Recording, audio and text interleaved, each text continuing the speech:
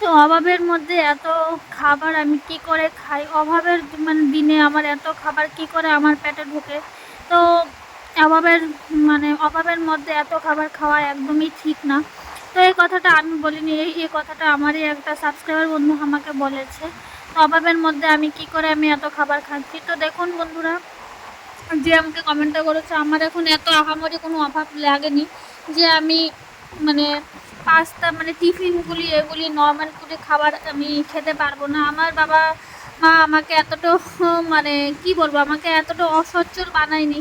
তারপর আমি নিজেও আমি যথেষ্ট ইন্ডিপেন্ডেন্ট যে আমি প্রতিদিন মাছ ভাত না খেতে পারলেও আমি এই 3 বেলা আমি ডাল ভাত আমি খেতে পারবো। আমার এতটুকু নিজের উপর তো আমার এতটুকু কনফিডেন্ট আছে যে বাবা মার পয়সার ওপর আমার এতটুকু নাও যদি থাকে, আমি নিজে রোজগার করে আমি মাছ ভাত নাও যদি খেতে পারি, আমি কিন্তু ডাল ভাত আমি কিন্তু অবশ্যই আমি খেতে পারবো।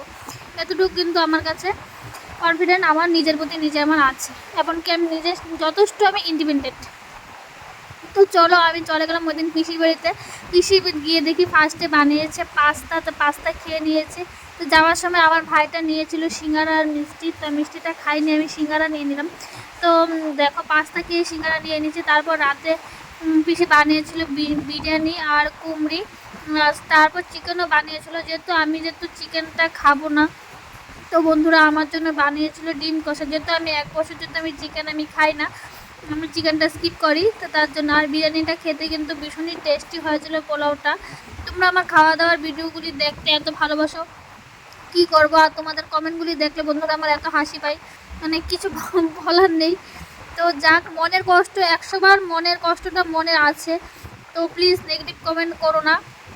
মা বাবা না থাকার বুকের মধ্যে তীব্র যন্ত্রণা একটা তো আছে। তো তোমাদের ভালো ভালো কমেন্টগুলি পাওয়ার জন্য আমি ভিডিওগুলি বানাই। নেগেটিভ কমেন্টগুলিকে আমি কখনো পাত্তা দেইনি, আর আমি দেবো না। তো দেখো, রাতের ডিনারে ঘপ করে ডিম কষা দিয়ে আর বিরিয়ানি দিয়ে খেয়ে আজকের ভিডিওটা আমি এখানে শেষ করে দিলাম। খাবারে কিন্তু একদমই লোকজন না। ভিডিওটা ভালো লাগলে চ্যানেলটা আমার সাবস্ক্রাইব করে দিও। টাটা।